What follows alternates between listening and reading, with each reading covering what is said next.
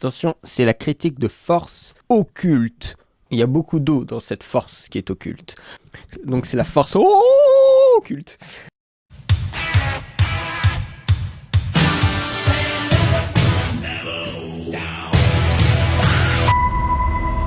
Bonjour à toutes et à tous et bienvenue dans Cinefiles. Pour cette fois-ci, une présentation d'un film bien étrange, d'un film obscur de forces occultes de Paul Riche. C'est un pseudonyme bien sûr, on peut pas avoir un nom aussi classe. Il s'appelle Jean Mamie, c'est un petit peu moins sexy. C'est un film avec Maurice Rémy, c'est un film qui dure 51 minutes seulement. Et qu'est-ce qui se passe pendant cette étrange durée de 51 minutes ? Un jeune débuté, Pierre Avenel, curieux de la franc-maçonnerie, va être initié et prendre part à l'organisation. Pourquoi j'ai voulu vous parler de ce film ? Point d'interrogation, ne vous inquiétez pas, je suis pas affilié à la franc-maçonnerie, c'est des trucs qui me sont un peu étrangers et je m'en fous un petit peu aussi. Je suis tombé sur une chaîne chrétienne qui s'appelle La Foi et certaines de ces vidéos parlent de cinéma, alors je les ai toutes vues. Et dans une vidéo qui parle de franc-maçonnerie et cinéma, où c'est des sujets un peu... Enfin, moi je trouve ça ridicule, mais bon. Il parlait de ce film-là, et il y a un truc qui m'a choqué quand il en parlait, c'est que le réal a été, selon lui, assassiné. Mais pas pour avoir fait ce film. Bon, je trouvais ça très intriguant, déjà qu'un réal soit assassiné comme ça. Ça m'a vraiment intrigué et du coup j'ai voulu le voir ce film là. Alors je juge le contenu de ce film en tant que film. Je vais pas rentrer dans des débats de franc-maçonnerie. Les gens qui ont envie de s'en occuper, je vous laisse les commentaires. Moi je n'interviendrai pas dans ce bazar, hein. Je suis très ignorant de tout ça et j'ai l'impression au vu du bazar que c'est très bien d'être ignorant à propos de ce genre de choses. Je vais pas rentrer dans les considérations, voilà, des francs-maçons et des Illuminati. Alors, l'histoire ne dure que 51 minutes, mais il y a des choix de narration qui sont bien particuliers. 10 minutes sur 51 minutes, hein, sur l'initiation et les épreuves. Donc, le reste est assez rapide, ça va droit au but, mais ces 10 minutes d'initiation veulent vraiment nous montrer les mécaniques, la méthode d'initiation des francs-maçons. C'est une histoire qui n'a pas de subtilité d'écriture. Il y a pas vraiment de mémoire, je crois pas qu'il y ait de flashback ou de montage alterné, vous voyez, ce sont des choses très simples, très linéaires, c'est assez glauque quand même. Bon, non seulement c'est en noir et blanc, il y a un travail d'ombre et de lumière, donc ça rajoute un côté pesant, mais le mec écrit un testament de réflexion dans une pièce avec des squelettes, ça met déjà l'ambiance. Le film est là pour dénoncer la franc-maçonnerie. Comme il était précisé dans le film, ce n'est pas une société secrète, c'est une société discrète. Et je trouvais que la nuance était très juste. Au-delà de montrer un peu quelques rouages, dont certains, je pense, sont de pure fiction, le personnage de Pierre Avenel dans le film tient envers la franc-maçonnerie ses propos-ci. Il dit... Des cerveaux vides, mais des dents longues. Voilà ce qui gouverne la France. Et bon, je ne veux pas faire un parallèle avec ce qui se passe aujourd'hui, mais vous voyez qu'il y a peut-être un dialogue qui peut s'installer pour les gens qui en savent plus sur ce qui se passe en termes de loi et en termes de gouvernement. C'est un processus d'embrigadement qui nous est montré dans ce film. Il date quand même des années 40. Il a peut-être changé aujourd'hui, mais... étant donné que cette société semble respecter les vieilles traditions, ça doit fonctionner encore comme ça aujourd'hui. On parle de méthode, de discipline, d'initiation. Il y a des gestes, un langage, des lieux et des costumes précis de la franc-maçonnerie qui nous sont montrés dans ce film. Donc ce n'est pas simplement une pure fiction, comme je vous disais juste avant. Il y a des idées de fiction, je pense, dans les rapports entre les humains, mais je pense que l'initiation est véritable. Ça a l'air d'un véritable cirque, mais c'est comme ça que ça fonctionne là-bas, semble-t-il. Ce film prend le temps de nous montrer ce rituel d'ouverture de session. C'est assez ennuyeux, c'est assez ridicule par moments. Il y a tout un parcours à faire qui est un parcours fictif, hein, enfin Il n'est fictif que pour ceux qui n'y croient pas. J'ai lu dans certains commentaires qu'il s'agissait d'un film de propagande de Vichy anti-franc-maçon. Je manque clairement de contexte historique pour affirmer une chose pareille. Je n'ai pas l'œil d'un expert historique sur le film à ce niveau-là. Mais par contre, on peut clairement dire qu'il y a une idée de domination mondiale. Après, on dénonce des choses, mais c'est aussi un film de fiction. Après, à quel point on rend compte de la réalité, ça je ne sais pas, puisque je ne connais pas ce milieu. Il y a un franc-maçon d'ailleurs dans le film qui dit « Les gens n'aiment pas la vérité, ils préfèrent le mensonge ». Et ça corrobore avec l'idée du film qui est justement cette idée de discrétion plutôt que montrer les choses clairement et les montrer réellement. C'est-à-dire ce que sont les négociations et les magouilles en coulisses dans la franc-maçonnerie apparaît comme une vérité à l'extérieur des murs, c'est-à-dire qu'à un moment on a le Pierre Avenel qui a une position intéressante en termes politiques et il va faire passer certaines affaires de gens qui sont francs-maçons avant les autres, donc c'est clairement du favoritisme par abus de pouvoir, voilà. Ça c'est une vérité, mais dans l'absolu c'est un mensonge, c'est une manigance, une combine. Ce sont des combinards ce qu'on nous montre, des petits combinards qui essayent de sauvegarder leur petit monde, comme dit le Joker dans The Dark Knight. Donc la franc-maçonnerie c'est une société de combinards. Et bien sûr, étant donné que c'est un cinéma qu'il dénonce, c'est pas forcément un cinéma qui doit aller dans le sens du poil du spectateur. Donc c'était pas un cinéma qui va avoir une happy end. Et puis c'est un film qui se pose aussi dans le contexte actuel quand il a été créé. Il y a la guerre qui se profile à l'horizon à la fin du film, donc c'est quand même assez à charge. Après, c'est aussi un film qui doit expliquer ce qu'est la franc-maçonnerie, parce que moi, honnêtement, je ne sais pas trop ce que c'est, hein. J'ai vu 2-3 trucs, mais j'en sais pas plus. Donc c'est un film qui va forcer aussi les dialogues d'explication sur ce que c'est. Et là, ça fonctionne aussi comme ça, un film qui explique, un film qui va montrer les choses, c'est qu'on a quelqu'un qui n'est pas dans le cercle, qui n'est pas dans la franc-maçonnerie et qui va découvrir. Et donc le spectateur va aller avec lui et découvrir les choses avec lui. Donc l'identification fonctionne bien puisqu'on est, en termes de connaissances sur la franc-maçonnerie, au même niveau que Pierre Avenel. Donc voilà, cet homme, ce héros, cet homme politique idéaliste, c'est un personnage principal qui est très absolu dans ses traits, pour être réel, beaucoup trop. On ne cherche pas forcément ça, que la personne, ambiguë, tout de gris. Ici, on va vraiment forcer le trait parce qu'on est là pour dénoncer quelque chose.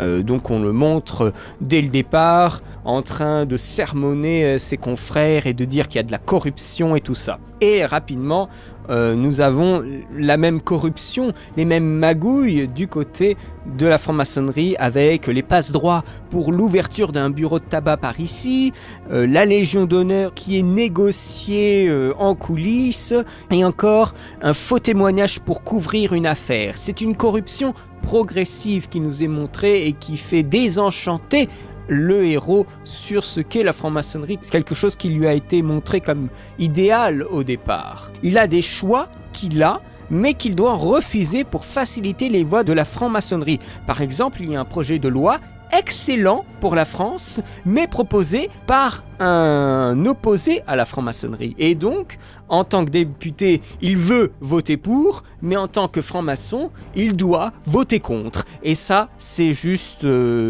c'est la limite de la franc-maçonnerie, tout simplement. Se contenter de son groupe plutôt que contenter le pays entier. Et c'est là que la franc-maçonnerie, en tout cas dénoncée dans ce film, a une véritable limite. Sa puissance et sa portée ne se limitent qu'au bien-être de ses membres. On montre aussi qu'il se trompe sur la guerre, tandis que le héros veut s'affranchir de cette franc-maçonnerie et s'insurge contre les autres, eh bien, il est constamment rappelé à l'ordre en vain. Vous êtes des menteurs, des faussaires, tout chez vous est une sinistre comédie. Ça, c'est vraiment quelque chose de très violent qui est balancé à la fin du film. Le héros, voulant être juste, voulant s'aligner sur son idéal à lui, pour la France, se fait gravement blesser peu de temps après. Je pensais qu'il allait le tuer, mais en fait non, il survit. Le mec est complètement impuissant dans son lit, blessé, pendant que le peuple français est mobilisé pour la guerre. Et ça, c'est la fin du film. Et là, on voit vraiment qu'il y a une situation tragique pour le personnage et pour la France. Tandis que les francs-maçons, finalement, c'est un membre en moins, mais la puissance reste la même. Il n'y a pas eu de changement parce que le processus aussi de dénonciation montre que un esprit qui va à contre-courant de la franc-maçonnerie est éliminé ou neutralisé. Et littéralement, à la fin du film, le héros est cloué au lit, il est neutralisé. Il ne peut plus se déplacer, il ne peut que parler à sa copine et voir en fait son peuple, le peuple français, être mobilisé pour la guerre et ne rien faire contre. Le film a été réalisé en 7 mois. Le tournage s'est fait dans les studios de Nova Film à Courbevoie et des séquences ont été tournées au Palais Bourbon puisque la vie politique s'est déplacée à Vichy. Le mystère des francs-maçons est montré à l'écran, dirigé par Paul Riche, donc pseudonyme de Jean Mamie. D'après ce que j'ai lu, Jean Mamie a été franc-maçon et a quitté l'ordre. Les personnes qui ont fait le film, Robert Musard, producteur, fut condamné à 3 ans de prison. Marquez Rivière, le scénariste, fut condamné à mort. Et Jean Mamie a été condamné à mort, a été exécuté en 1949 pour collaboration avec l'ennemi. À croire que, en effet, les francs-maçons ont voulu se débarrasser de ces gens. On profite de la libération pour couper quelques têtes, de la rancœur et du chaos administratif de la libération pour zigouiller les gens qui ont causé du tort à la franc-maçonnerie. Je suis sûr et certain que ça s'est passé comme ça. Les mecs, ils n'ont pas aimé le film, ils n'ont pas aimé ce rite d'initiation montré à l'écran. Ils ont fait en sorte, puisque la franc-maçonnerie atteint toutes les sphères de la vie politique, eh bien, c'est plutôt facile après de condamner les gens ou de faire justement des actions qui vont dans le sens de la franc-maçonnerie. Donc je pense que ces gens ont été neutralisés, exécutés, précisément parce qu'ils avaient fait ce film. Et c'est en cela que je trouve le statut de ce film super intéressant et qu'il continue à vivre encore aujourd'hui. Quant à l'esthétique même, c'est un film qui dénonce et qui veut montrer. Alors l'esthétique, elle est très peu présente. Elle n'est pas très fouillée parce que le film a aussi un petit budget. Un plan qui est intéressant, c'est une caméra qui panote à 360 degrés pour montrer justement toute l'assemblée franc-maçon. Il y a un éclairage qui est par moments un petit peu expressionniste, d'influence expressionniste, mais qui n'est pas vraiment suivi par le décor. Il y a quelques ombres menaçantes, les ombres en fond qui forment des toiles, à part dans la pièce où il écrit, où là on voit des crânes et des squelettes. La réalisation en elle-même est plutôt simple, ce sont des mouvements simples, quelques fondus enchaînés en étoiles, je tiens à le préciser. Enfin, les fondus enchaînés ne sont pas forcément en étoiles, mais ce que je veux dire, il y a des fondus enchaînés et des fondus en étoiles, voilà, pour une efficacité qui est trop évidente. Je veux dire, c'est bien trop vieux pour qu'on puisse parler d'efficacité, et le fait qu'il soit mal fait ne rentre pas en ligne de compte vis-à-vis de mon appréciation du film ou vis-à-vis de sa fameuse efficacité. C'est un film très très basique. La symbolique est aussi basique et un petit peu rentre dedans. On commence avec l'ombre d'une araignée, avec une idée de toile qui va se tisser autour des personnages, avec sur son dos le signe de la franc-maçonnerie. On a les épées qui sont importants dans le rite d'initiation, mais aussi qui évoquent le danger, puisqu'à la fin l'homme se fait blessé par un objet tranchant, et ça se termine sur une planète en flammes avec un homme qui tente de la tenir à la manière du diable dans Fantasia. Vous savez, le diable, à un moment, il tient comme ça des choses dans sa main avec un grand sourire. Et bien, cette image, cette dernière image du film m'évoque le diable de Fantasia. La musique est très très présente, elle vient un peu tout souligner de façon un peu balourde. Des fois, même la musique est au même volume que les voix. Après, je dis ça, c'est que voilà, on n'est pas en train de faire du mixage en 1940, hein. C'est déjà un miracle qu'ils aient de la musique. Donc, dans l'ensemble, je trouve que c'est une curiosité cinématographique et historique, et je dirais même le support d'une réflexion sur les magouilles à l'intérieur du cinéma. Aujourd'hui, il est présenté davantage comme une sorte de document ou de documentaire, plus qu'une fiction, et puis on a d'autres témoignages qui sont beaucoup plus précis et plus actuels, mais ce film a au moins le mérite d'exister encore maintenant. Il est disponible sur YouTube, donc vous pouvez aller le voir. Vérifiez juste qu'il fasse bien 50 minutes à peu près, parce que s'il est tronqué, voilà, vous n'aurez pas le film en entier, vous aurez peut-être des passages intéressants qui auront été enlevés, soigneusement enlevés, tronqués. Je lui mettrai un 11 sur 20.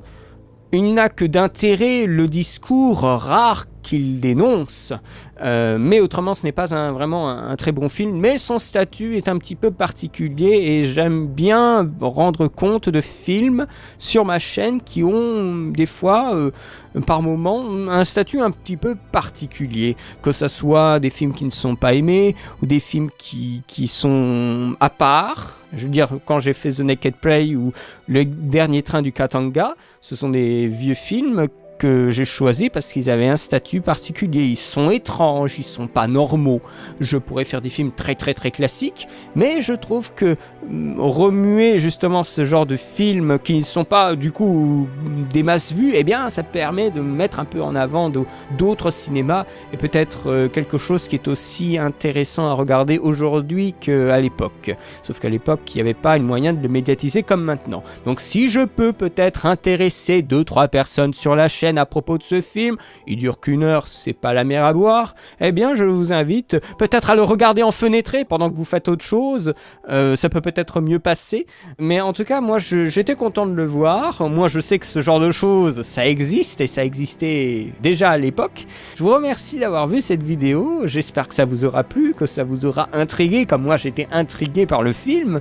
Je vous remercie pour votre soutien, pour vos commentaires. N'essayez pas trop de parler quand même de franc-maçonnerie parce que moi j'en ai un peu rien à foutre. En tout cas je viendrai pas vous converser avec vous sur ce sujet. Voilà, j'ai terminé, je vous remercie d'avoir vu cette vidéo. Je vous souhaite une très bonne journée, une très bonne semaine et à très bientôt pour de nouvelles vidéos. Allez, salut!